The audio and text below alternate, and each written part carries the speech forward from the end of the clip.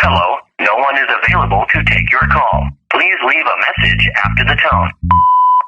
Hey, TK. Hey, Daddy. I was just wondering when I can see you again. Give me a call and let me know.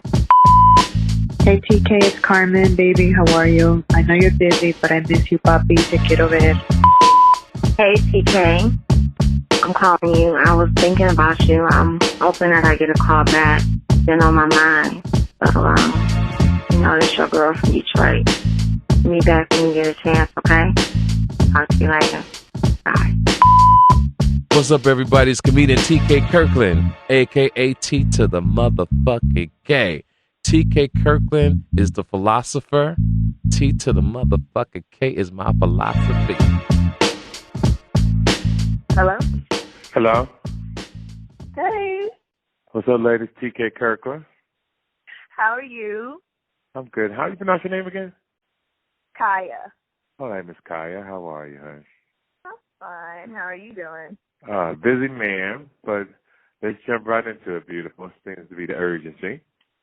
Oh, well, thank you. Uh-huh.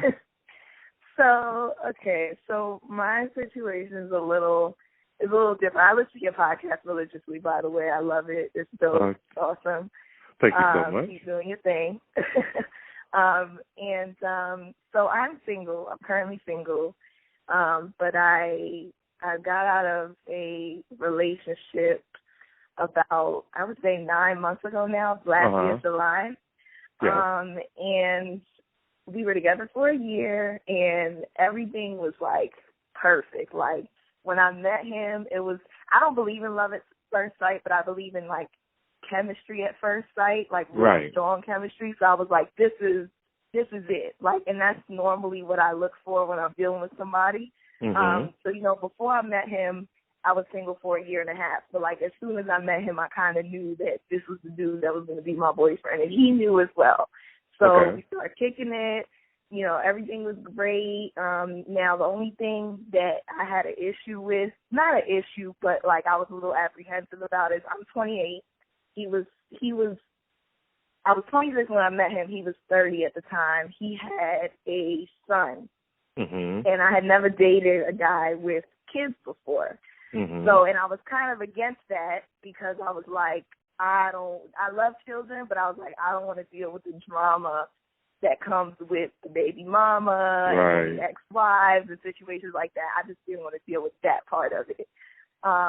But it seemed at the time that he had everything under control. He was like, my baby mama, she's cool and she doesn't really give me any issues, and, it won't be an issue with us going forward and all that stuff. So I was like, okay, cool. But then he had another situation that he was in the military back in, like, when he was in his, like, 17 to, like, 21, 22. And after he got out, he got married. Now, his baby mother is a different woman than his ex-wife. So he has two women that he, I guess, deals with. And his ex-wife, the only reason he married her is because she told him she was pregnant. They were married for 4 years. Long story short, he ended it just off of, I don't know, whatever, I guess, irreconcilable differences. Mm-hmm. And he found out about 6 months after the divorce that the child in that relationship was actually not his. So basically he married the girl for no reason. Like, because he came from the church and his family, so it was like, you got to do the right thing. So had he known that that wasn't his child, he probably would have never married that girl. But he's very bitter about the fact that they've divorced, even though they've been divorced. And he showed me the papers because I need proof and receipts. So when we got together, I said, you say you're divorced, I need to see the paperwork. He showed me everything. So I know that they're divorced, and they've been divorced officially for about maybe like 3-4 years now. Okay. But she has him on child support because she had him on child support before he found out that he wasn't his. Damn. Ever since he found, right. So he's locked in. So ever since he found out, so he's kind of been trying to be like, can you take me off? But she has 2 other kids, one of whom is younger than this other one. She doesn't actually know who the father of her son actually is. Mm-hmm. So she, like, super relies on him and his money to help take care of her. She does not have, none of the men that she's had children with are with her. So she's very, she's just in a bad space. Mm-hmm. And, kind of, and his family being charitable people that they are, and they feel bad for the situation, although everybody knows what happened, they still kind of put up with, whatever, because they feel like it's good for the good of the child. That's what they're worried about. Mm-hmm. And it would be fine, but I could tell that he was very conflicted about the situation, where it was like, I love the kid because I raised him, you know what I'm saying, and I'm still in his life, but I want to be able to get away from this ball and chain kind of situation. Yeah. But it was hard for him. So, and I was very delicate with that situation in the beginning. I said, well, he was like, it shouldn't be an issue though, because me and her, we don't deal with each other or whatever. Fine. So I said, okay, fine. And the relationship went perfect. He was like the male version of me, basically. Okay. So like, we were like kicking it, like everything we did, he was like my best friend. So everything was good. I think we were together for about 9 months, and then we decided to move in together because he wanted to get a job. He was living out in Baltimore. I live in D.C. Okay. He was living out in Baltimore, so he wanted to, come to D.C. so he could be around me more and whatever. So we moved in together, and, he moved into my apartment. Mm-hmm. And about 3 months later, we broke up because things went bad. And I don't think it had to do with us living together. I think that was fine. But that situation came to a head with his ex-wife, not his baby mother, because his biological son, that whole situation was fine. Like, I was actually very cool with his son's mom, his biological son. Mm-hmm. Everything, like, me and her were cool. I was getting her Mother's Day gifts and Christmas gifts. Like, I was being very nice to her. She was very nice you're crazy. Mm-hmm. You're crazy, motherfucker. So when you say it came to a head, I'm sorry to interrupt. When it came to a head, what happened? Well, so we went on a trip to Miami for our 1-year anniversary in July. And it happened to fall on July 4th weekend, so we got all of that in. Uh-huh. When we came back, his ex-wife started blowing up his phone because prior to this, a few months prior to this, they had an agreement where if she needed something from him or if she needed to speak to him for any particular reason or whatever, it had to do with the child support case or whatever, she would talk to his mother. His mother played the mediator for a long time. Uh-huh. Back in May, she decided, I'm talking about his ex-wife, decided that she no longer wanted to, go through his mother. She wanted to be in direct contact with him, which I told him. I said, this isn't my situation, but you asked my advice for this, so I'm going to tell you. I said, I think that's a dangerous move that you're making if you're going to allow her to start calling you and text you, because she wasn't before. Right. And I said, if you're going to allow that, I said, I see something's going to happen in the future where she's going to cross that line. And I said, I don't know what's going to happen, but knowing her and judging by the things you told me she's done, she seems very spiteful and like she would do something like that. Mm-hmm. So he didn't listen, though, and he was just like, I just want to get, because she was supposed to lower the child support payments to him and stuff, so he was like, I just want to get all of this out the way, so it would be quicker if I'm dealing with her rather than going through my mother. I said, okay, fine. Okay. So when we got back from Miami, they had just decided to close the case, I guess, or not close it, but lower the amount. I think he was previously paying like $700 a month. Uh-huh. We lowered it to $200 for him, which was fine. So they settled on that. But then once we got back, which was a couple days after they settled on that, it was about midnight, and she texted him all this crazy stuff like, I can't take it anymore, and I always feel like I'm defending you, and you never stand up for me. Like, just stuff that it was just like left field, like, what are you even talking about? Like, y'all not together, whatever. And so that, like, messed his whole night up. He was pissed because then he thought, oh, my God, she's going to be spiteful, and she's going to go back to the courts and say, fuck it, I don't want, you know what I'm saying? Like, right. I just made, you going back to the 700. So then he's worried and stuff. And, you know, the next day he calls his parents and, you know, we go to work like normal. And then he calls his parents and he calls me and he's like, I spoke to my parents about it. And we're going to go up to, she lives in Pennsylvania. And she was like, he was like, we're going to go up to Pennsylvania and have a sit-down discussion with her. I just want to make sure she hasn't changed anything and, you know, whatever. And I didn't mention this, but they had a sit-down discussion a year ago pretty much about similar things. So I was like, I kind of felt like, okay, y'all having discussions, but is it actually getting anywhere? Like, what's actually going on? Because we want to progress. We don't want to keep having these conversations about the same thing. Right. So, you know, and I was a little upset he had to go up there, you know what I'm saying? But I understood, you know, he had to do what he had to do. But I was pissed. Okay. Because we had just come back from our break and everything was good. And then I felt like this was like a curveball being thrown at us.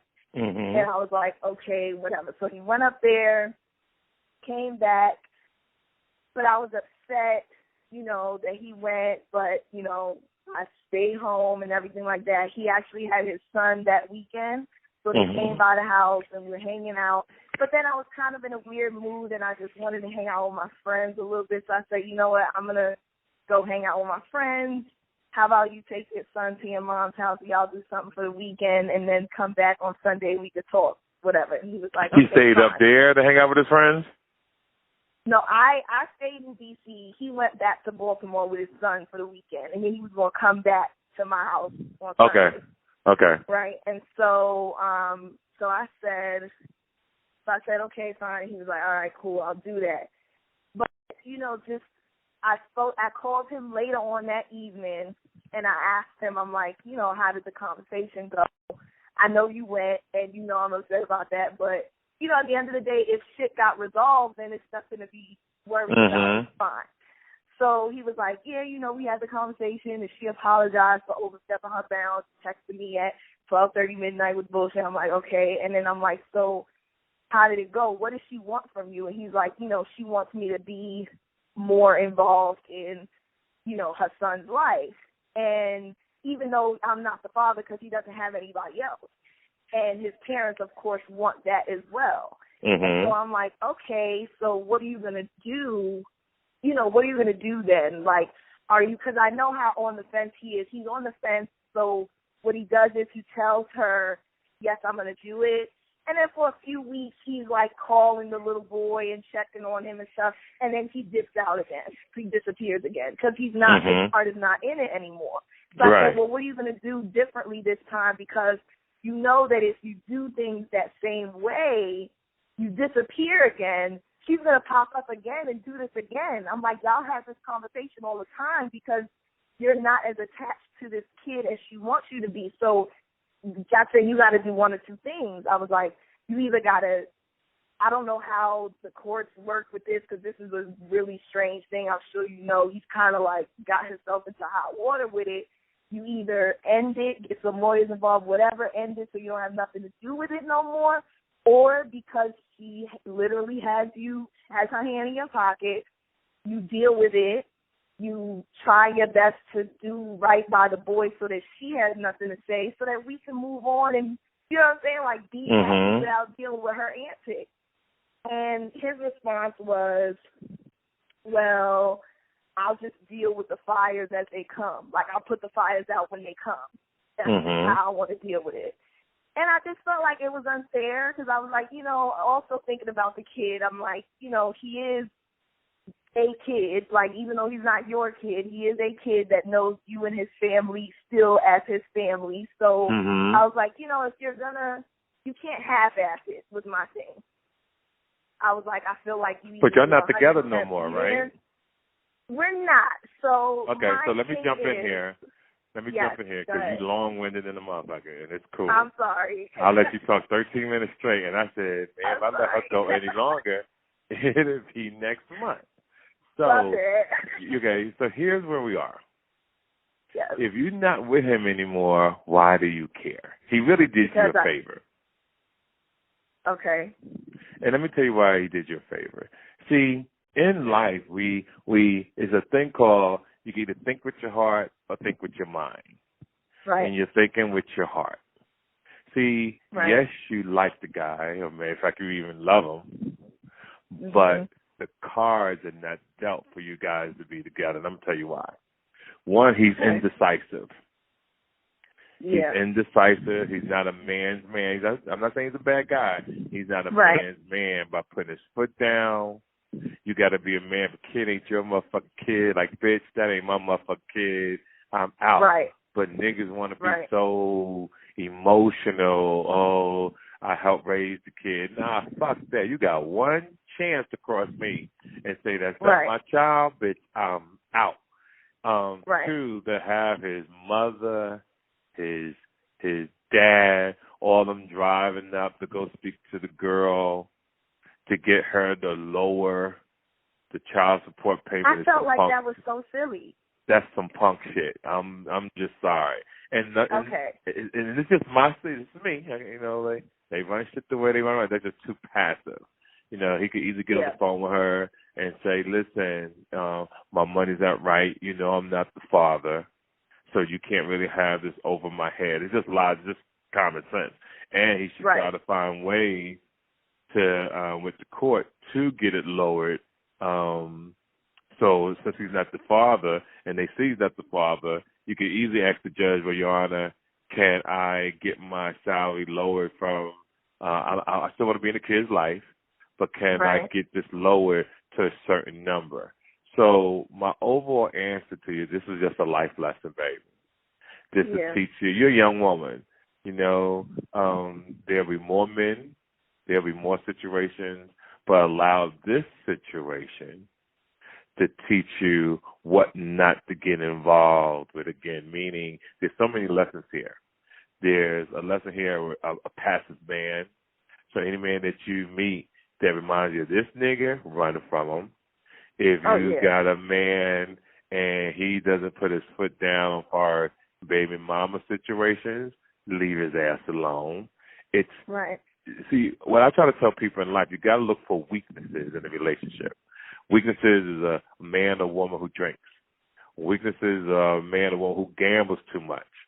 Weaknesses are a man or woman who smokes too much weed or on drugs. All these things are handicaps. These things are handicap a person that's trying to get ahead. So you got to either say, do you love them or do you love yourself? And every time I figured it out, I love you, but I love me more.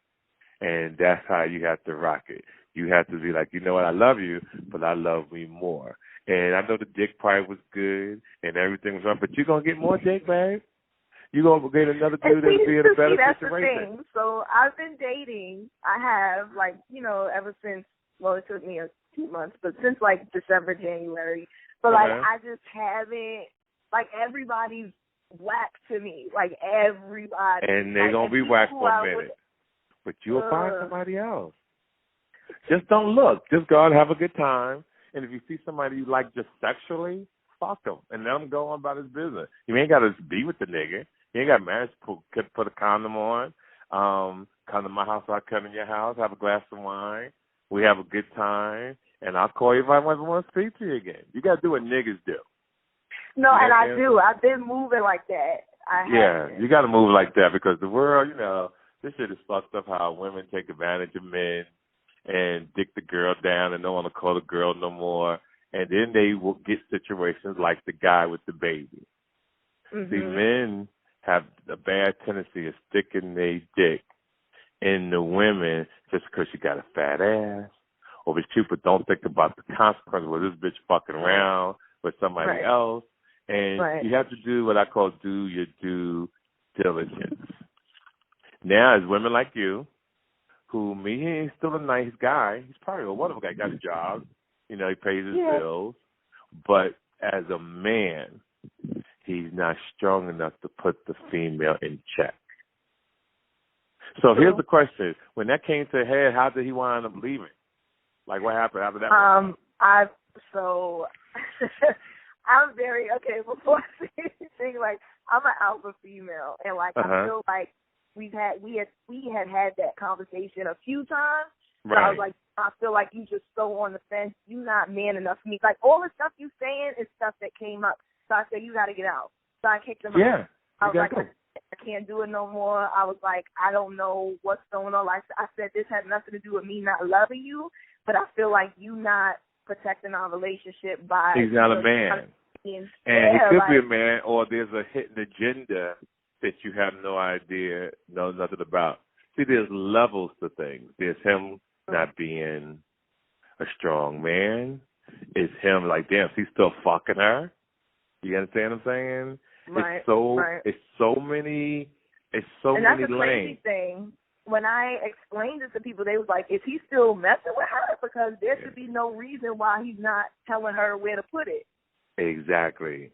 And who wants to live like that is what I'm trying to say. Exactly. Who the fuck want to wake up every day, you ain't doing what you're supposed to do, and I got to have this on my mind where I want to have fun, I want to enjoy my life, I want to take trips, I want to fuck the hell out of you, I might want to have my own family one day, but because you paying all this money to one child, and if I have a baby with you, now you if you weak about this, you're really going to be fucked up when I have a child because now you got pressure. Now you got extra pressure. Exactly. Remember one thing I'm about to tell you. Our relationship is a business. And when you sit down with someone you like or love, you got to make sure that their money's right. You got to make sure they have a good job. You got to make sure they're not weak. See, these signs is weaknesses. Mm-hmm. The dude could be green in bed. He could take nice trips, but who the fuck want to fuck with a weak man or a weak woman? Now, there's what I call a clause to this. Okay. The clause to this is the majority of men today are weak. Right. I don't know what's in the water, what's in the fluoride, or what the fuck is going on. But these men today, they look strong. Some got brains, some carry guns, some think they tough. But deep down inside, they not solid. Right. Deep down inside, they can't carry the weight. And I want the men who are listening to this understand that if the shoe fits, I hope it cracks your motherfucking toes, because I am talking about you. But to the men who are real men, if you see a man that's weak, try to encourage him. See, because my timeline, my Twitter, my DM, my emails is full. I got enough work to last me for 10 years. I swear to God.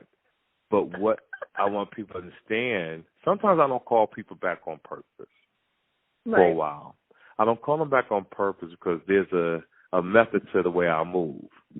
Yeah. The way I move is I'm going to call eventually, and I may not call you, but what I want is them to become men by trying to figure it out. Yeah. See, the test here is, can you figure it out? Right. Whether you talk to your mother, whether you talk to a priest, or whether you talk to TK. I want you to be able to figure it out. So if I do ever call you, you can tell me, TK, you know what, fam? Thanks for calling. I figured out you just happened to catch me at the right time. Right. When I say the right time, because I was supposed to be in the gym. I was supposed to be doing some other things. And I said, all right. She said, this is urgent. I said, if I call her and there's some corny shit, I'm going to check her ass. But what you got is, on your part, is that you're a phenomenal woman. You had your fun. You saw your worth. And that's what's really important. And you put a motherfucker out. See, some women, and you're lucky he wasn't weak, that he tore your house up, that he cried. Yeah, see, that's the other thing women go through. They let these men move in with them, and then when it's time for them to go, these guys lose their mind. They start tripping because they don't have nowhere to go. Their money is fucked up.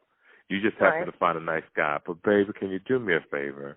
in the future, don't let nobody else move in with you, hon. Yeah, no, I'm done. Like, I'm so done with that. Like, yeah, don't done. do that. You know, because it's corny and it's whack. And I it's not corny. It's just that it's corny. Unless, it's the guy. No, let me finish. It's not corny if the guy got his shit together. Yeah. He's paying. But what I mean by shit together ain't no baby mama drama. Could do, no problems whatsoever. But everything you're going through is your life lessons. Right. And one day you'll be able to tell your children or somebody else the same scenario or what to do and what not to do. It's just that it's your life lesson, and you can't teach nobody nothing unless you actually going through something. So you're going through something, and now you know what you like and what you don't like. And I'm glad that when I'm talking, you can hear that you made the right decisions, because this is beautiful to know that you put them out. I'm glad that you put them out, and you like, oh, he got work right now. I felt bad at the time. Like, Fuck I that. did. Don't never feel bad. But at the end of the day, when you put your head on that pillow, you got to be the winner. True. When you close your eyes at night, you got to make sure no one got over on you and that you thought about your feelings first if it's a situation that caused you to think of your feelings first. In this scenario, all that extra drama and the parents going to the house, her I text just felt like it was 12 so something in the morning. extra. Yeah, ain't nobody got time for that shit. I was like, I didn't sign up to be in a Jerry Springer relationship. Like, I thought it was going to be just cool. You know what I mean? Right. But the bad part on your part that you did, you allowed Dick to make you make an improper decision. Sure did. 9 months is too soon to let a nigga move in with you. It is. Definitely too soon. It is. You're right. You're right about that. That's why I'm like, you got your fucking mind. I guarantee if you'd have waited 6, 7 more months, you probably would even move in together. But see, it was the sex. Sex fucks up everybody's decision. It does. It does. It definitely does. Everybody but, says, you know, oh, he fucked me good. And you giggling with your girlfriend. Yeah, girl, he did this. And, ooh, he licked me. And he fucked the titty. And he pulled the hair. Oh, God, it was beautiful. And then 3 weeks later, that nigga ain't shit, bitch. This motherfucker. No, you're right about that. I mean, and that's probably partially why I still miss him. Like, I feel like I miss him physically, and I miss the bond we had besides that. Like, we was really cool, like, really good friends and everything. But when I think about, you know, like what I just told you, the drama and stuff, it hurts me, and it makes me feel like I don't want to go back to that. You know what I'm saying? And listen to me. It's the greatest thing you've ever did. A fly-ass gentleman told me this once. I was going through some problems with my youngest daughter's mother years ago. And me and this guy is real tight, and the guy named is Andre 3000 from Outkast. And we're walking through the airport. It's like 6 in the morning. We walking through the airport. We talking. I'm telling him about my situation, and he said something that was phenomenal that I still remember to this day. He said, "You got to choose which poison you want." True. So you pick something that even though it hurts, you chose yourself. And by choosing yourself, always bet on you, babe. Always bet on you. No matter how this shit go down in life, always bet on you. Because niggas come like a revolving door. Very true. And like I tell guys all the time, there's a group of college bitches graduating in June. There's a group of niggas graduating in June also. It's a whole new team coming out here. So don't put yourself under pressure. It was a beautiful moment. You might see him again. You might even fuck him one more time. You see him out one more time? Again. Yeah, you see him again? I didn't fuck him. Yeah, you know what? You be the motherfucker that's smooth. You see him again, fuck him, suck his dick in the car, and just leave. Like, have a nigga in the car, right? Have a drink. He's like, pull your pants down for a minute. Like, what? Pull your pants down. Suck that nigga's dick. Look him in the eye and leave. Don't call him. Don't do nothing. And that will fuck him up for the rest of his life. I'm telling you. Oh, when you do that, you got to make sure you hit me back. I mean, it's going to be kind of hard because he got a new girlfriend now, but dang. Oh, he got a girlfriend already? God damn, how long have they been broke up? We've been broken up since we really, okay, so we broke up in July, but we were doing the back and forth until it's been a while, August. Uh-huh. But even still, like, I think he got a new girl a couple months after that. Yeah, see, that's what I'm saying. There's so many angles to this. He could have been telling you that to get out of the relationship. True. You know, he's probably playing chess with your ass. That sounded like a chess move. It sounded like he was doing that to get you because there was no problem in leaving. You see what I'm saying? Right. So it was a hidden agenda, and that's what I was saying. With a man, you got to always I always call it look down the field. You got to see what else is going on because is he really doing this to cause confusion because there's something else going on? Is he throwing the baby mama thing at me because he's plotting to do something else? And who the fuck wants to live like that anyway? Yeah, like that's, no. It gives me a headache even thinking about it. Like, I can't. I mean, I will say I miss his family. They were always very supportive of me. I miss his kids. Right. His sisters still hit me up. They still love me. I don't think anybody's rocking with a new girl like that, to my knowledge. But that's his problem. That's not my problem. You don't care. Stay in touch with the sisters for a little bit, and then let their ass go too. True. You don't want to have no attachments to none of that. It was a chapter. As a matter of fact, it wasn't even a chapter. It was a page in your life that you were always close to your heart, but you got to move on. Oh, yeah. You got to move on. Now, what kind of work do you do? I'm an accountant. I do a lot. So I'm an accountant, but I also blog and I also write music and do poetry and stuff. Like, I'm all over the place. But my job is an accountant. Okay, so you have other avenues of income. You have other activities. You have other ways to express and be creative with your thoughts. Mm-hmm. You winning, sweetheart. Don't allow this shit with this guy or any man stagnate you whatsoever because really you did yourself a favor. I did. Yeah, I did. I was really doing that. You know, no disrespect to men who got babies, but it's really a hard thing to do.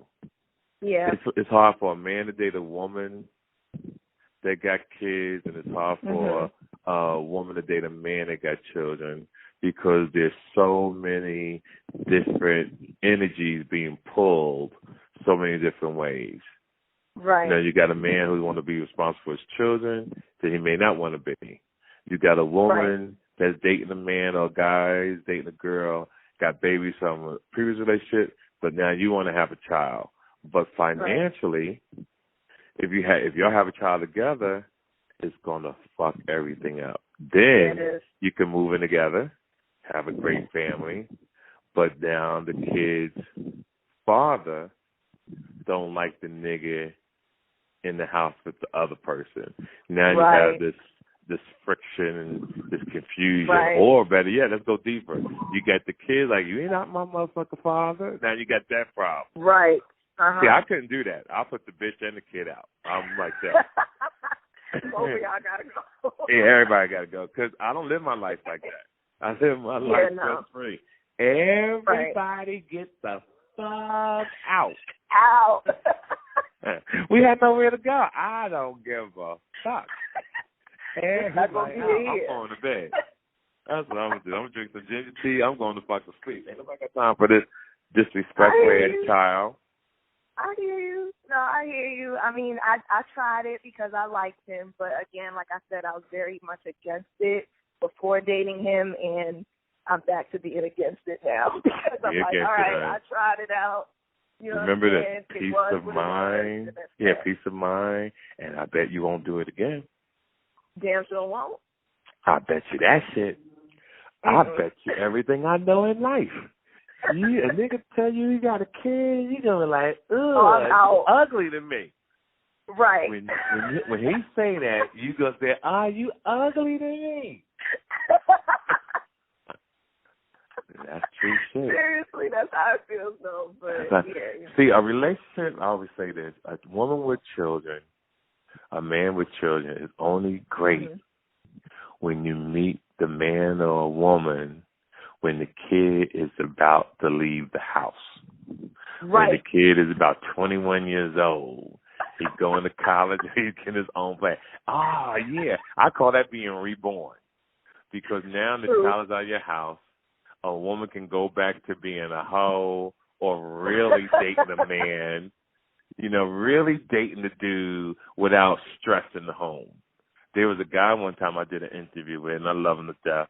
I let him talk, and he said that he hated his mom's boyfriend. The dad just got a divorce, and the mom was dating a dude. He took her money, but she's still kicking it with him. And I said, how old are you? He says, I'm 27 years old. I said, nigga, you got to get the fuck out of your mom's house. I said, you can't be monitoring her getting fucked and what she do with her money. I said, that's her house. I said, you on borrowed time. You shouldn't be even in there having problems with your mom. And do you know, over the last 6 months, he got his life together. He got a place. He calls me all the time. I had to tell him, stop calling me so much because I wanted him to grow up. Like, I'm not trying to be your friend like that. I want to be able to meet people, share with them my wisdom, and put you on the right path. And you can call, you can call, hun, anytime you want. Just don't call me too motherfucking much. I'm busy. Yeah, no, I don't. Call me once in a while. TK, how you doing? TK, I hear you got a show coming to town. But don't be calling me no once a motherfucking week. I swear to God, I was like, listen. Cut him off. You call me one more motherfucking time, I'm going to block you. I got you. I'm going to block you. You can't figure this shit out. I gave you the best advice I can. This shit is free. This is Dr. Phil's caution. I got it together. It helps sometimes for me to hear other people's perspective, especially, an older person who's probably been shit like you. You know what I'm saying? Because I talk to all my friends, but they all my age. So it's like, they're going to say, whatever. So it's like, all right. And then my parents, they say stuff, but they're my parents. So they're right. They're not going to keep it 100 with you. I'm here to tell you, suck a nigga's dick. Fuck them if you can. Masturbate as much as you can. But no, you have to have what I call strategy when you masturbate. Like if you know you're going on a date, don't masturbate right before you know you're about to get the dick. If you know you're going on a date Friday, you got to stop masturbating around Tuesday. Right. So that way that shit filled up for you and you ready to roll. But don't be masturbating like the day before, the same day, and try to get some dick, because then it won't feel good. So it's called knowing discipline. You got to be disciplined. You got to have pussy discipline, and that's how you rock it. That is so funny. I think my problem was mostly that, I just still love him and care for him. But I love him, unconditionally. You could love somebody, but you don't like them at the moment because I feel like you're fucking up. That's how it is. You fucking up. But if you were to flip the page and act right, we could talk. But then again, I know men don't change. People don't change, really. So. And that's true. And though some people can change, because I've changed from a criminal to just a solid dude. And I really wasn't a criminal. I was just trying to find myself because I was going to college. I was doing things in my life when I was doing crazy stuff. So it wasn't like I was just some bum dude on the street. But what I can tell you from reading so much in life and meeting so many people from around the world, you got to meet the person that you want when you meet them. True. If they're not the way you want them to be when you meet them, you got to go, because who wants to change a person? True. Ain't nobody got time for that. No. Look at T.I. and Tiny. They've been together forever. She tried, hold him down, and then all of a sudden he flipped the page and was like, nope, marriage is not for me anymore, whatever. And I think right, and it depends on how that went down. Like I said, it's so many variables to that as well. True. You know, True. we don't know what she did to cause him pain. We don't know what he's done to cause her pain. One, when you get married, you can't still have extramarital affairs. You can't have people coming in your bedroom. Just like with the girl Belafonte and Mel B, right? Now, apparently they had threesomes with the nanny. Right. And I believe it. It's probably true. And I'm glad I didn't know Mel B was a freak like that. I'm thinking about finding that bitch. I was like, oh, Mel B getting down like that? I need to holler at that bitch. But the thing that they doing wrong is that it came back to bite them on the ass. That's right. And you can't be fucking a nanny. And what women need to understand, when you have a threesome, one guy, two girls, so many things can happen. When you walk out the house, the dude can go probably fuck the girl more while you're not there because he want to feel like he wants some sneaky shit. And in today's world, the nigga can leave and the two bitches is fucking. Right. Now the dude walk back in on that time. What the hold up, bitches? What the Y'all fuck? ain't wait for me. Y'all ain't wait for me. What the fuck is going on? Now he feeling all disrespected and emotional. He packing his shit, leaving. It's his house. He's such a bitch.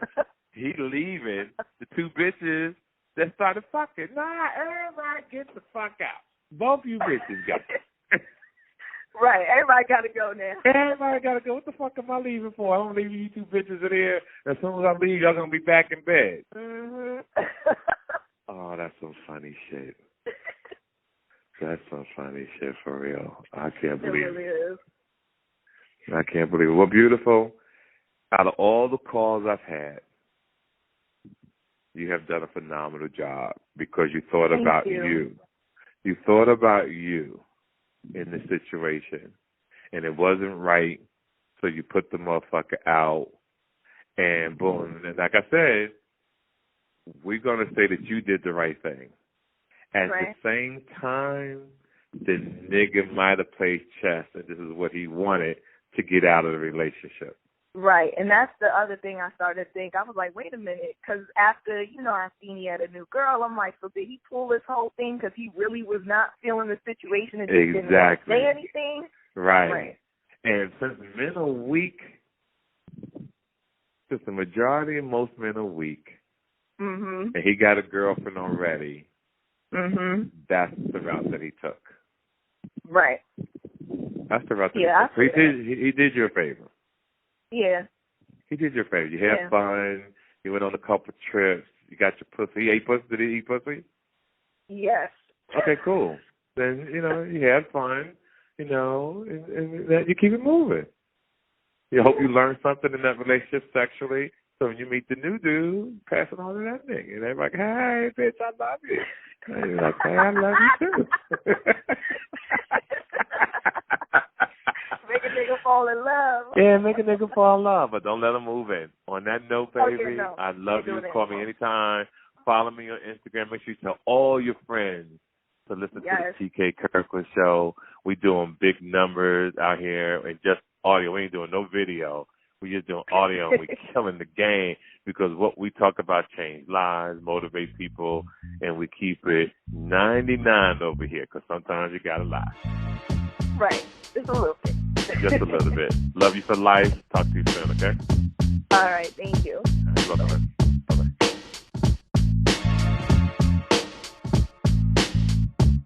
This episode of the TK Kirkland Show was produced by Jonathan Mena, executive produced by Charlemagne the God, music by Lando Beats. This is an official Loudspeakers Network production.